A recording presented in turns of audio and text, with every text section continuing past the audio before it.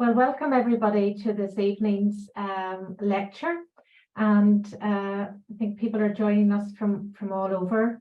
I'm Margaret Graham. I'm a member of the Royal College of Nursing History Forum, and I also chair a history network here in Belfast, Northern Ireland. So you're all very welcome. Many of you, before I introduce the speaker, I'll just go through some things with Zoom, though many of you are probably very familiar with it. Attendees will be muted during the event, and could you please also turn your videos off during the talk to reduce bandwidth. There'll be an opportunity after the talk to ask questions, so you can either do this by raising your electronic hand under reactions or typing in the chat box. Please avoid typing during the talk, as this sometimes is distracting for the speakers and attendees. If you happen to have trouble with the Zoom, try leaving the event and clicking on the same link to rejoin. There will be an automatically generated caption during the talk, so you can turn these on or off by clicking on the CC button and then show or hide subtitle. Also, the lecture will be recorded, so if you lose the event, it will be available later on. So on behalf of the RCN, just like to welcome you again to this evening's talk, and a big thank you to the Library and Archives team, who are represented tonight by Sarah and Lucy, for arranging this event. There are also many other events, so you can see them on the RCN History Library and Archives website, and there's also a live exhibition on if you're anywhere near Cavendish Square in London and want to pop in and meet the team and see the exhibition that's available there, which at the moment is about COVID. So without any more ado, over to our evening speaker, and I'm very pleased to welcome Ilaria Scaglia. Ilaria is a senior lecturer in modern history at Ashton University in Birmingham, here in the UK. Her recent monograph with Oxford University Press is called The Emotions of Internationalism, Feeling International Cooperation in the Alps in the Interwar Period. But tonight her talk is Medicine, Politics, Emotions, Historical Reflection on Pandemics in the 20s. And I'm very pleased to hand over to Ilaria now. And thank you very much. We look forward to your talk this evening. Thank you. Well, first of all, thank you very much. Welcome to all of you. It's a true pleasure and honor to be with you today. So I'm going to start with a bit of a disclaimer. I'm a historian, and I usually most often feel most comfortable talking about the past rather than the present. I tend to agree with a famous German Jewish philosopher, Walter Benjamin, who once described the angel of history as facing backwards.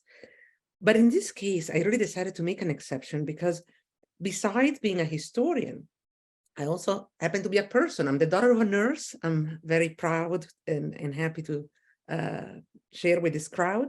I'm a world citizen. And like all of us, I lived through the COVID-19 pandemic.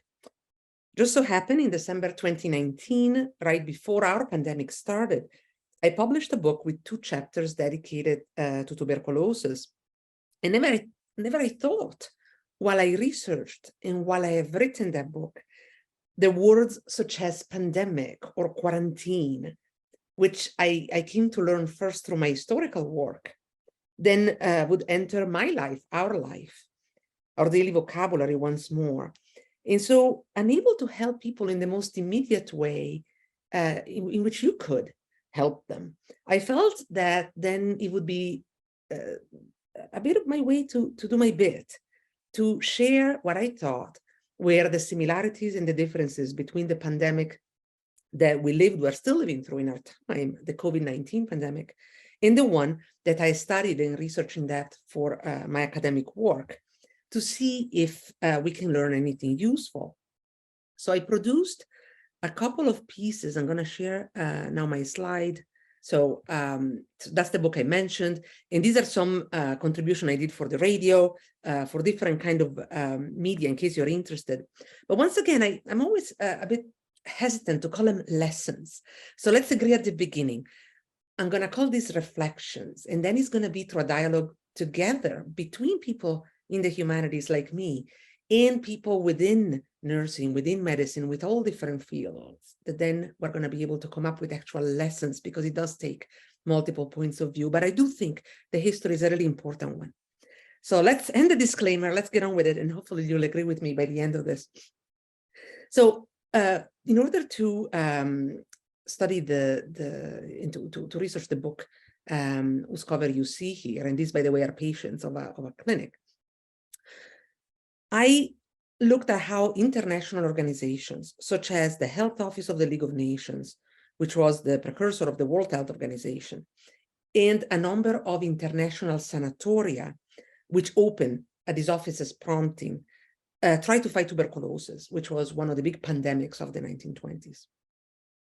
Now, since the beginning, I do want to point out some fundamental differences between the pandemic of then and the pandemic of now. By the 1920s, tuberculosis had been around for centuries, and it had been fairly understood for decades. The Mycobacterium tuberculosis had been first isolated in 1882 by Robert Koch, who received then a Nobel Prize for this discovery in 1905. 1907, 1908, Clement Fonpiquet and Charmantou developed the tuberculosis skin test, which I still recall doing in school when I was growing up in Italy. It was known still as the Piquet-Mantoux test.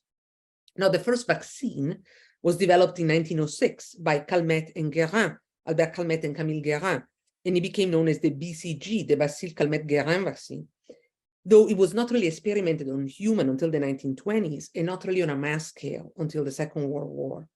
And it was only really with the introduction of streptomycin, of antibiotics, combined with other elements then, in the 1950s, that an effective treatment for tuberculosis was devised.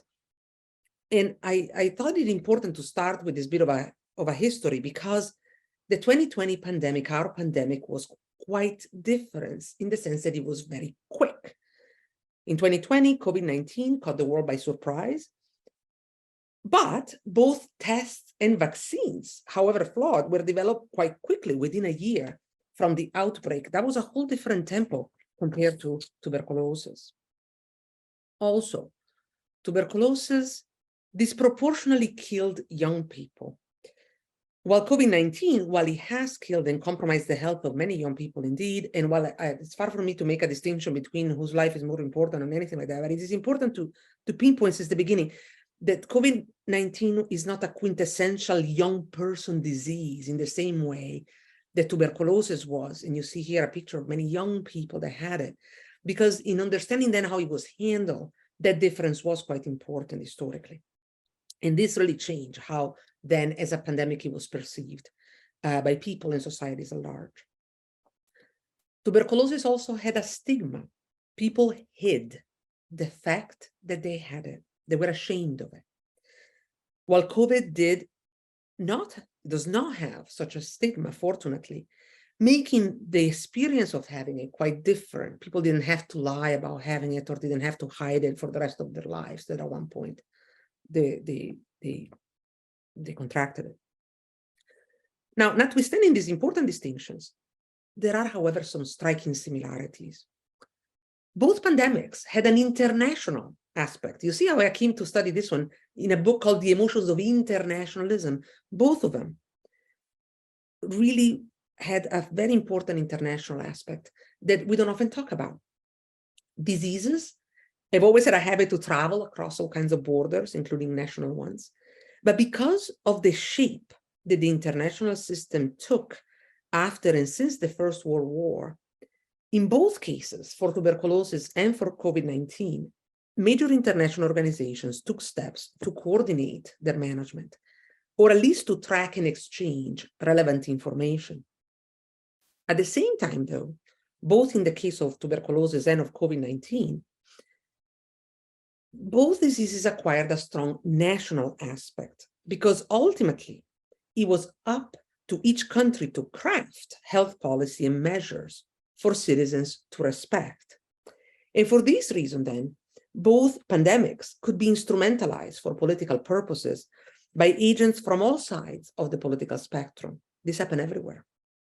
Then and now, various parties and movements took different approaches, used different language, sometimes used pandemics, either tuberculosis or COVID-19, to assert their authority over a group of people or an area to show that they had the power to decide if, say, the quarantine was going to last for 10 days, 14 or 20, as a way to say, here is my territory, here is for me to determine.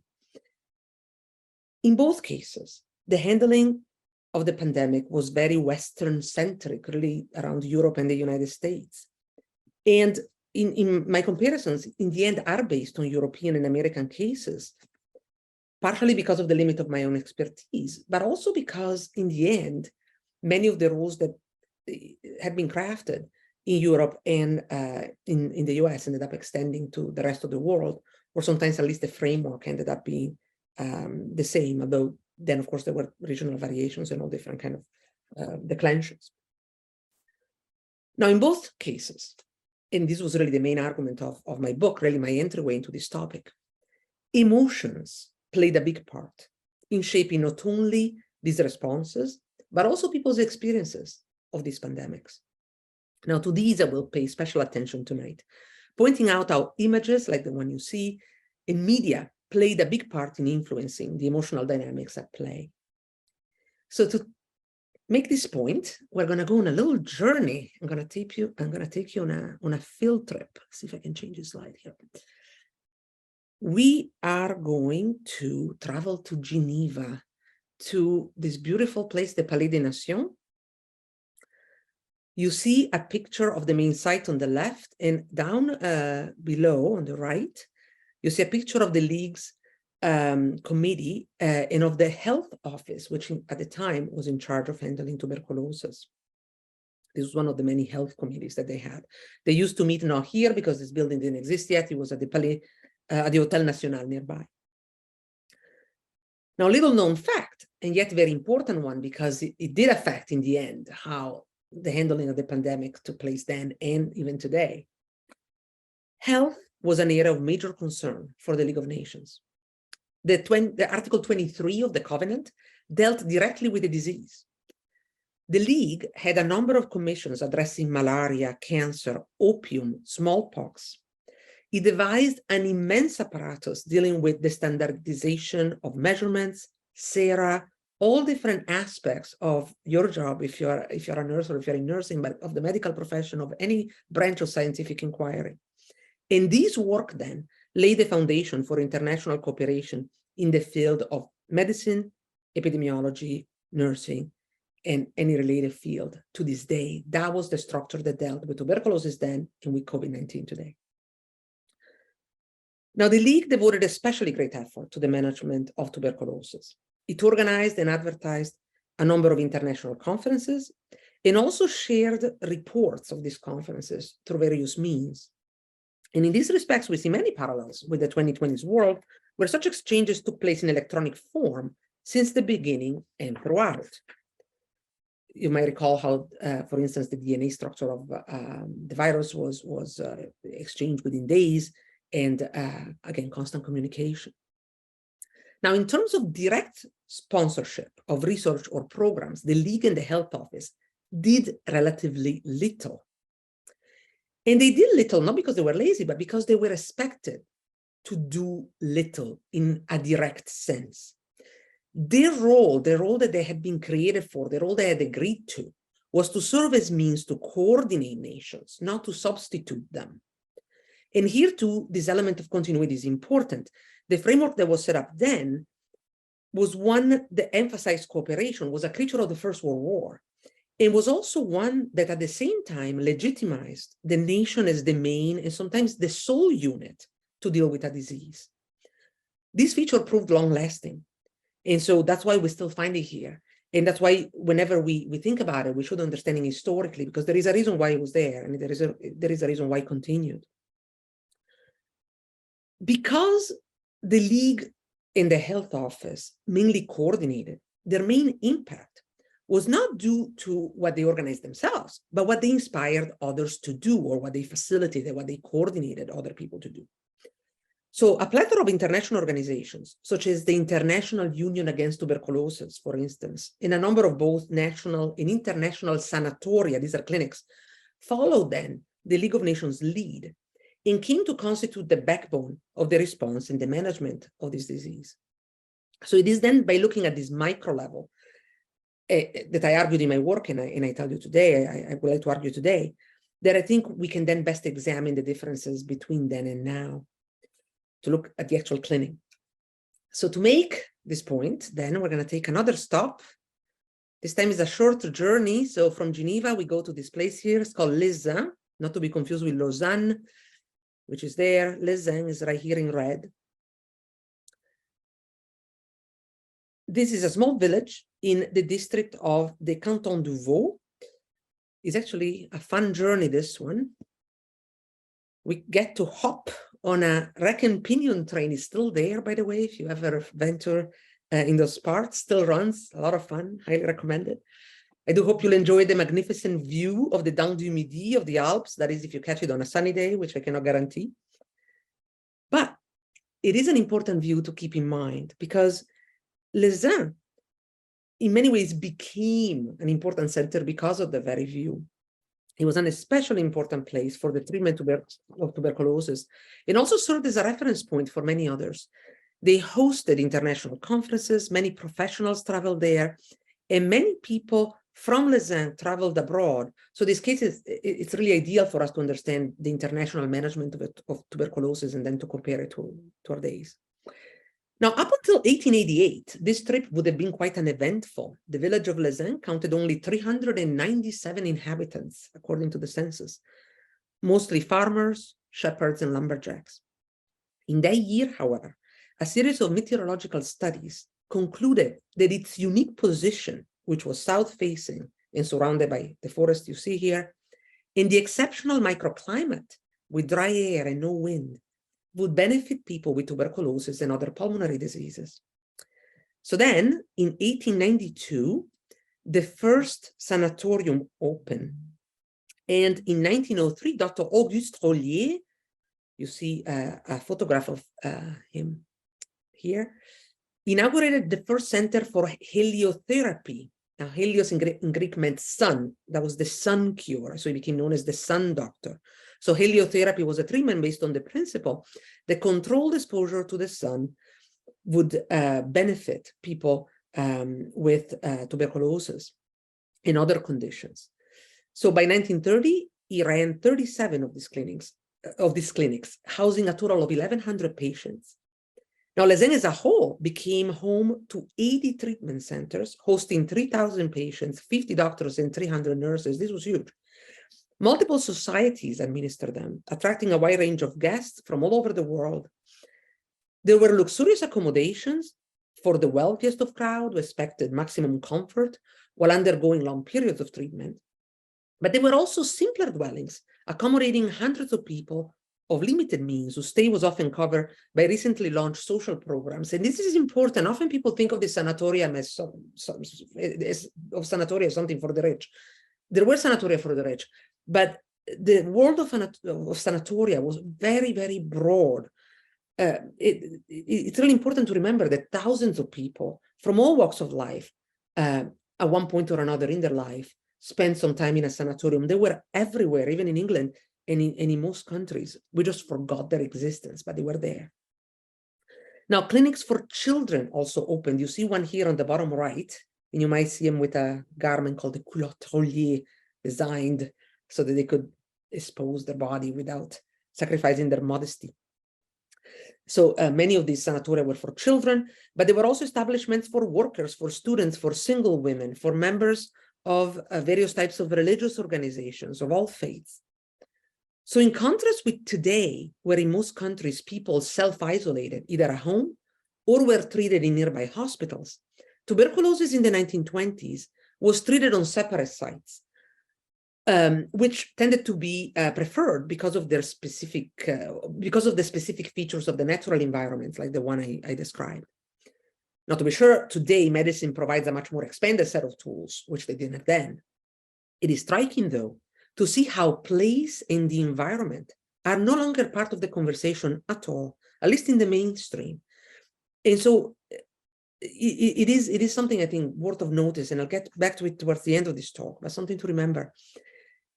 It is also curious, though, that the same naturalist traditions that had led to the creation of sanatoria like these have not ceased to exist, but they have been rechanneled in either some kind of skepticism towards established medicine in the form of various no-vax movements, for instance, or in arguments such as, let it run its course, nature will sort itself out in one way or another, forgetting, however, at what price it would do so, and it used to do so before we had the kind of medicines that we have today.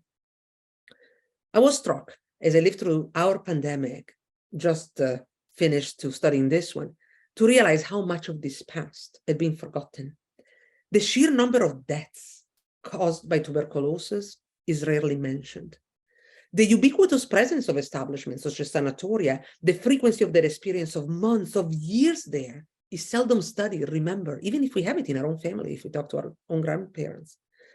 And yet, traces of the past are still there, if only we look for them. One example in Leysin is we find in architecture. So many of the buildings that dominate the landscape of Leysin today are former clinics, former sanatoria. But this fact has been sometimes deliberately hidden because it wasn't really a good selling feature. Somebody wanted to attract people to go there on holiday. It's just seldom acknowledged. And so they're presented as old hotels, forgetting the reason why they were built and what happened in their walls. Now I'm going to resurrect now some of this past and to talk about two establishments, two former sanatoria. One for university students and faculty, and the second one for workers. Right away, I want to flag the targeted approach that they used to follow back then, because they tended to create separate institutions for each category of people. Something else that we seem to have lost in the treatment of COVID-19. And so back then, it seemed to be really important to combine therapy with attention to what they did for a living. And that's, again, something that we have lost in the meantime. Another important element to flag are the political implications that these targeted efforts had in the 1920s. Now, there were many nationalist movements back then that appropriated tuberculosis for their own purposes. Fascist Italy, Nazi Germany provide an example of that. There is actually good literature on that topic. But there were also internationalist movements trying to foster international cooperation that appropriate tuberculosis as well. And it is on this group that I'm going to focus tonight, not because the other one didn't exist, but because I think it's important to remember its existence also then in conjunction with the other. So the first establishment we're going to travel to is the University Sanatorium. Now, this particular building does not exist anymore. It's been torn down since. But you see here what it looked like in the 1920s. Now, this establishment had not only a medical, but also an explicit political purpose. Quoting Dr. Vautier's 1921 appeal, and I put down the text so you can follow it here too. This warm atmosphere of life and friendship is not going to be only a source of spiritual and physical forces extremely beneficial for the healing of the sick, he said.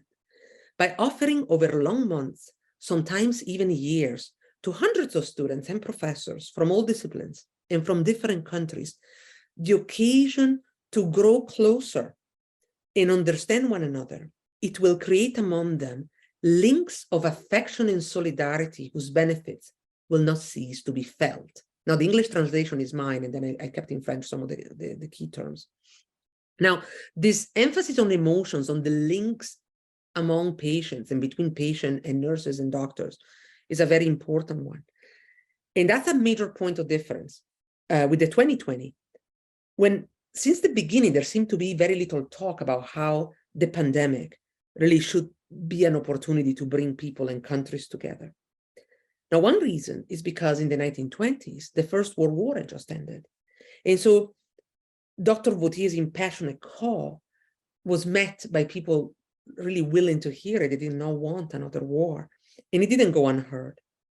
The University Sanatorium opened in 1922, funded by a number of Swiss universities. At its peak in 1930, it hosted 102 people, including 75 men and 15 women. In terms of nationality, the largest group of foreigners came from France, followed by patients from Germany, Poland, Hungary, and Belgium. And there were a few from the UK as well. Now, among the non-European countries represented, the United States comprised the largest group, followed then by China, Egypt, and India. Now, famous guest lecturers did the teaching, and illustrious visitors went there, enhancing the establishment's reputation. Even Gandhi went there at one point. So the involvement of VIPs in pandemic, I think, will make a good topic for a dissertation. It's something that would be interesting to think about. Now, my first instinct is that, without having done deeply research into this particular aspect, but just by what I saw from the 1920s and keeping my eyes open during the 2020s, my first instinct is that back then it was about famous writers. In fact, Gandhi went to Leysin to visit a friend of his, Romain Rolland, who was a famous French novelist. Well, singers seem to dominate the stage in 2020. I'm thinking about Andrea Bocelli, you see him here singing in the Empty Duomo in Milan, or the One World Together at Home event that there was at the beginning. But then again, in 2020, this was really at the beginning of the pandemic. Very quickly, it seemed to evaporate, this international aspect. In the 1920s, crucial to the internationalist project was to ensure that the right emotion, and friendship in particular, would be engendered among people from various nations. For instance, the reglement, the rule book of the sanatorium, the University Sanatorium, specified that participation in the 4 o'clock tea was indispensable. Now, alcohol, smoking, gambling, strictly forbidden, as were visits from room to room between men and women. Now, one reason for this was the sanatoria had a reputation for being places of heightened sexual tension in this period.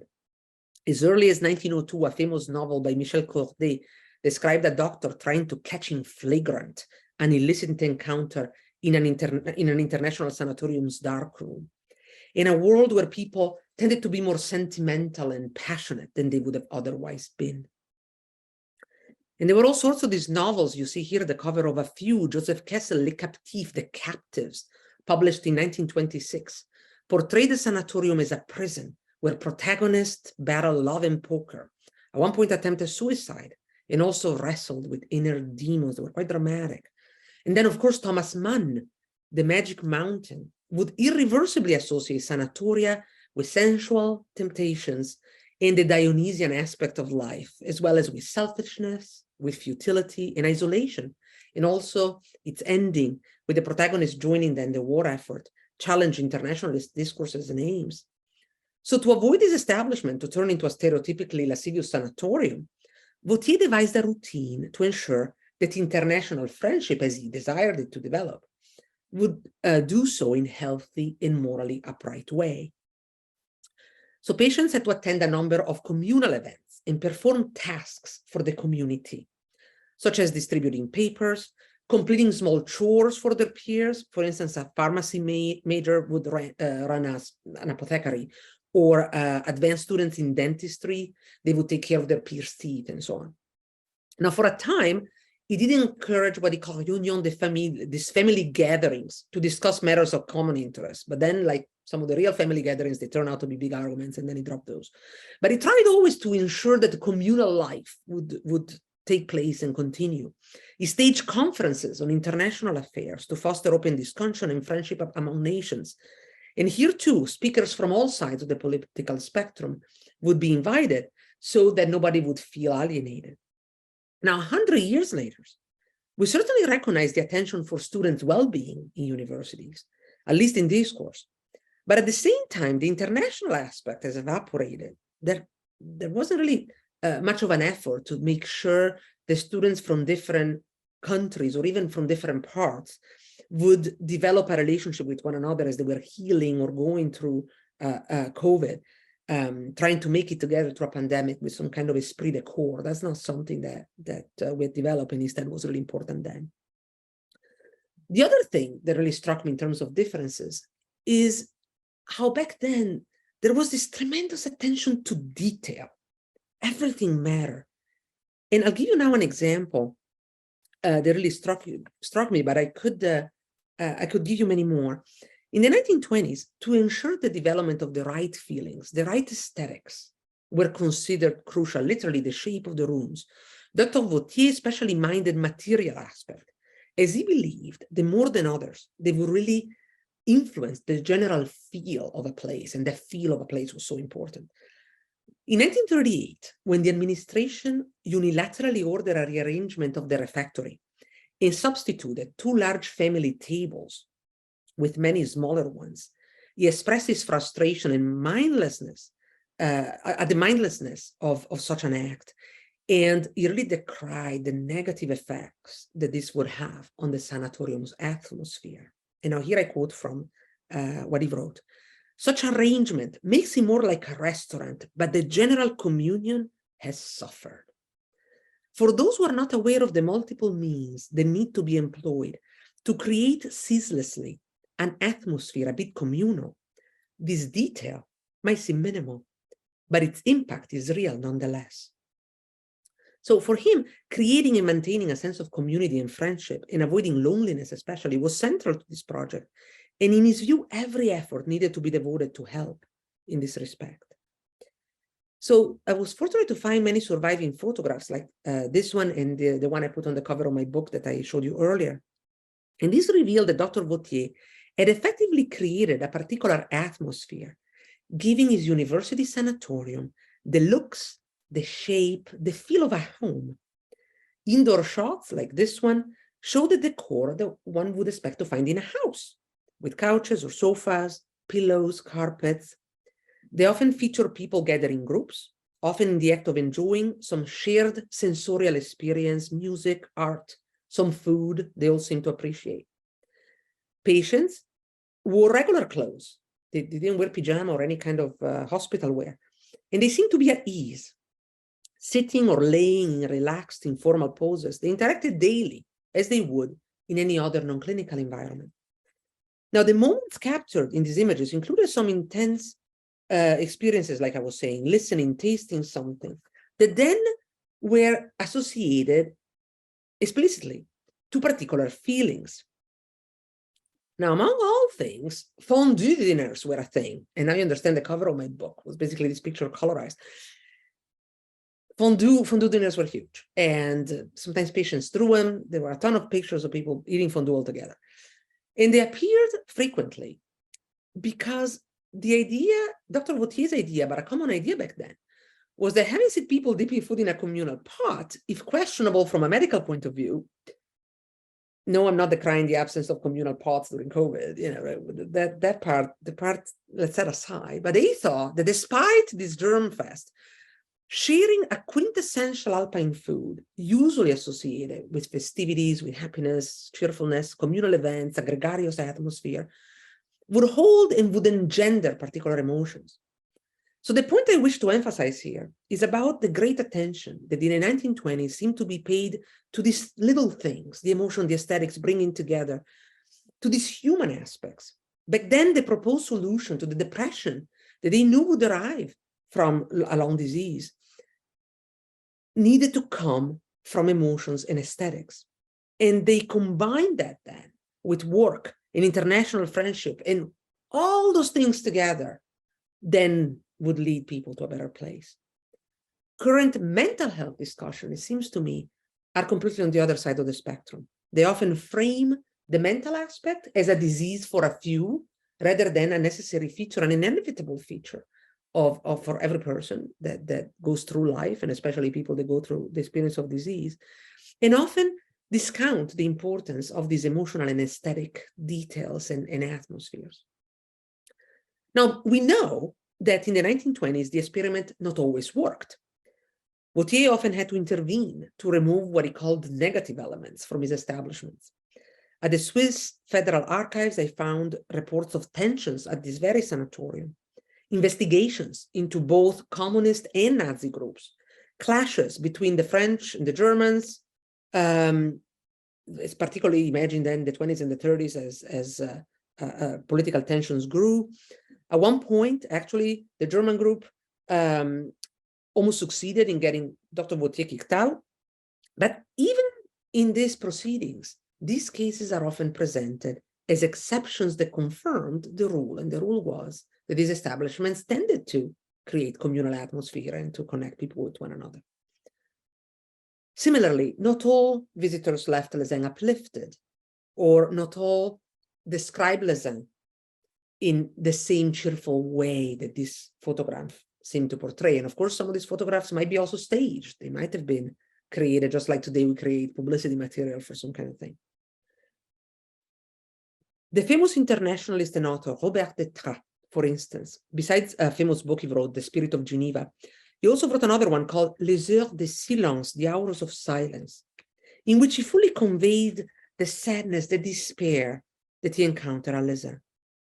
To him, the patient's hilarity that you see in these pictures seemed artificial. In fact, he interpreted a patient's laughter as a means, and here I quote, to save the integrity of his secret sadness. And he quoted another patient saying, the gaiety you like, make no mistake, it's a parody. Yet, Detrat also mentioned how patients discuss theories for international rapprochement while united by the common experience of disease. Because of the shared daily experience of pain, they had developed bonds that transcended national borders and even political ideology. That is the element of difference that most struck me in our pandemic, the 2020s. The fight against COVID-19 has been completely decoupled from the broader peace project. While in the 1920s, in the initiatives I'm discussing here, the health of the body, the health of society, of the nation, and of the international system were seen as one thing, because they blamed the war on very much the one aspect influencing all the others. And so they really thought of healing as a process that really should encompass all. Also, in my research about the 20s, I found that it's very crucial to draw a distinction between reality and representation, and to recognize that what actually happened, regardless of the fact that it had been successful, where they really this happened, might have been as influential nonetheless. In other words, often we tend to be very cynical and to say, did they really mean it? Were they really happy? Did they really write that? Was it really that way? Of course, as historians, we're trained to find out, as much as we can about what happened at the time. But it's also important, I think, to remember that the way in which things are represented sometimes can be almost more influential, because regardless of whatever happened back then, the fact that people kept telling a story afterwards became the truth, became memory, became then what the official account was and what people then accepted as the truth. So widely read chronicles, such as the one by Swiss professor Marcel Dupasquier, for instance, celebrated how at this particular place, a German student sat next to a Polish one. They're a pair of friends. The Swiss cantons fraternize. Medicine and law share bread and cheese. Declaring the University Sanatorium of Leysin a space for amicable exchange, of friendly exchange, effectively made it one. That's what I'm trying to say. Guiding the norms and behavior of those who populated it to the point that prescription turned into a reality. The outpour of emotional expression on the part of patients and visitors left little doubts later on to people who talked to them that they had felt closer to others while at Leysin. In contrast, there seems to be little discussion so far about the gap between how we remember the history of 2020 and the way in which the history is told and will be told, or on the power dynamics that control the shaping of that tale and the effects that it can have to tell the story one way or another. And so to delve deeper into this crucial topic, somewhat with a different angle, I'm now going to hop to the other sanatorium, the one for workers. Now, this one is still there. The building looks actually not that different from this one, although this is a shot from the 1920s. It was called La Clinique Manufacture Internationale, also known as the MANU. And this was one of the many clinics administered by the Dr. Rollier I talked about at the beginning. Now, like the University Sanatorium, the MANU had multiple objectives: medical, social, moral, political, emotional. Workers could continue to stay active while receiving their treatments. And you see here a collage of pictures I put together to give you a sense of the variety of different trades. As Rollier explained in his inauguration speech, work would serve at once a muscular and a moral purpose. Manual work, rightly dosed, represents physiological exercise par excellence, he said. Work helped patients to fight depression and boredom, the invisible mal du siècle that destroyed people's will to recover. It also provided financial relief to a population forced to choose often between therapies and livelihood, as patients could subtract what they earned from what they owed. And also they could help society as a whole to defeat endemic poverty and disease. As we learn now the hard way, pandemics often come along with financial crises to accompany them. Furthermore, the Manu served as a true center of moral education for all nations and religions in the eyes of the people who ran it. And so by bringing together individuals from different countries, then it would contribute to the larger goal of instilling friendship among nations. Now, in putting forth these arguments, Rollier was drawing on contemporary concerns and discourses about people's lack of joy, which were really widespread at this time. In Germany in particular, there was a whole literature on what they call Arbeitsfreude, the joy in work, the idea that working should give people joy, a sense of satisfaction. They had all sorts of terms for it, but something more besides a paycheck. Pride, interpret it as you wish. This particular issue, does your job give you joy, was widely debated across the political spectrum at this time. And if some argued that in the industrial age, and of course this was the time when many artisan crafts were turning into industries, if in a factory one would have to find fulfillment at the end of one shift, others instead insisted that all work should imply an inherent joy, and measures should be taken to make sure that that stays there. Rollier belonged to the second group, and he argued that work executed in groups or individually would make people feel healthy and thus turn them into productive national and world citizens, and also heal from their disease. Now here, those 100 years in between really matter. Since in 2020s, many people were able to continue to work remotely. Some had to suspend their work, but often most of the public discussion was about their financial loss. There was little in the media about the psychological and the moral aspect of work. For some reason, we just assume, few doubt it, that people, would have difficulties finding themselves, to find a way to keep themselves occupied, unless they had some kind of problem with addiction or drinking or something, and then they would fall into the category. But otherwise, we'll just assume that people wouldn't mind not working. That is something that in the 1920s would have shocked people, because again, the discussion was very much about the opposite. People then would have probably been struck by any absence of any reference to joy in our time. In academic environments, we talk a lot about satisfaction, student satisfaction, customer satisfaction, perhaps less about the lecturers, but it's really never framed in terms of joy. Are you getting joy out of what you're doing, rather than a future wonderful career? In society, we often talk about career, we talk about success, we talk about paychecks, but seldom we dare to talk about people's expectation to feel joy in one work. And I know that this discussion will resonate with this group, because I know they resonate with my mother. I mentioned at the beginning, I'm the daughter of a nurse. She did not do nursing for a living. She is a nurse. She'll continue to be a nurse until the day that her last breath comes. And she's going to be 90 in October, and yet she still derives pleasure in caring for my health when I go there, and in checking. And she lived through the pandemic as a nurse, in her head, in the way in which she approached it, in the way in which she thought about it. In the moment in which the COVID-19 pandemic hit, that the realization that for many nurses that continued to be the same, but for many other sectors of society, that expectation of finding joy in work, that just wasn't quite there.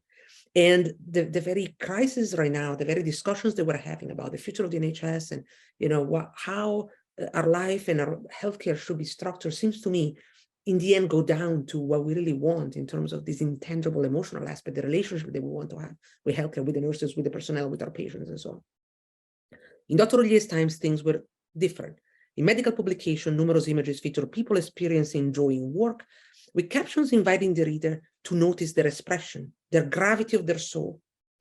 The patients themselves played an active role in reinforcing this message, particularly by producing a broad range of images, by providing text to guide their interpretations, and then by disseminating them to the wider public.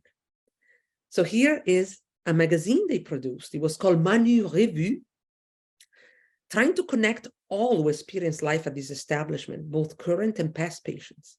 It was written in both French and German and circulated also through members of staff, their families, uniting them into the common bond of having experienced physical, spiritual, social, and political healing. Now, this publication did not supply figures on the composition of the clinic. Instead, it tried to just talk about their commonalities, what they all knew, the link that they had among themselves. They tried to really create this esprit de corps. 100 years later, the voices of the patients have multiplied, but few were as unifying in comparison. Few talked about everybody who lived through COVID, who had it, who lived through it as a community in the same way. Back then, the fact that the patients themselves provided most of the content gave authenticity to the magazine's internationalist tone and to the overall argument about the importance of emotions. Each issue reminded readers that contributors were fairly paid. That was also important. And just the artisan quality you see here, the great care in which each page had been produced and crafted, just exuded the enthusiasm with which it had been produced. From article to poems, hand-drawn images, crossword puzzles, everything looked like a work of craft. Full-size drawings, vignettes decorated every page, giving it vitality, humor, and aesthetic quality that you couldn't find in a mass-produced magazine or on a website. As Manu Revue described in detail, a series of internal contests strengthened the bond among patients. Overt emotional expression represented a central part of everybody's experience, as being and showing oneself disposed to talk to others was deemed essential. So I'm just going to quote you a short excerpt. After arrival, one was expected to come out of his or her shell, and they wrote, "A pale spot in a bed well made, calm, immobile, in the middle of other patients, loud and tan. That is what you look like to us when we enter a room." That was from an open letter entitled "To the New Patients." So while wishing the newly arrived a prompt recovery, the article then invited them to join in the joyous community that surrounded them. This communal aspect, that's the one that I didn't quite see in 2020. Along similar line, another piece remarked on the difference between the patients who had just arrived and the ones who were about to leave. If the first group could notice only the severe entrance porch, the others would forever remember the moment of their departure. And here I'm going to quote again from what they wrote. "A vibrant hive of flags, cloths, handkerchiefs waved frenetically, the shouts from 50 chests overpowering the sound of the wreck and pinion train and making shine tears in the eyes of the most hardened." So this image of people waving goodbye, accompanied by an intense shared sensorial experience, served as evidence that a strong emotional bond had been built, one that would accompany them home, wherever this would be, and remain with them for decades to follow. And this visible emotional expression served as a testament then to the success of the Manu as an internationalist establishment, and of the promise then of international cooperation as a viable set of ideas and practices after the First World War. Now, let's set aside the question of authenticity. Did they mean it? Were they really joyous or not? Whatever, the fact remains that at least in discourse, they said that, and they continue to say that. And guess, in the end, it was this set of initiatives that then started programs like Study Abroad, for instance, the Erasmus, and how many others that we still have today, though no longer in the field of health, like they did back then. In the 2020s, this had been forgotten. And this very communal aspect, this very emotional aspect, just wasn't there, neither in reality nor in representation. By 2023, whatever spark of esprit de corps or geist that might have been there in March 2020 seemed to have evaporated, taking away then this final thought. From this specific setting, and try now to draw some general conclusion and slowly come back to the UK, into our own time and to our own discussion.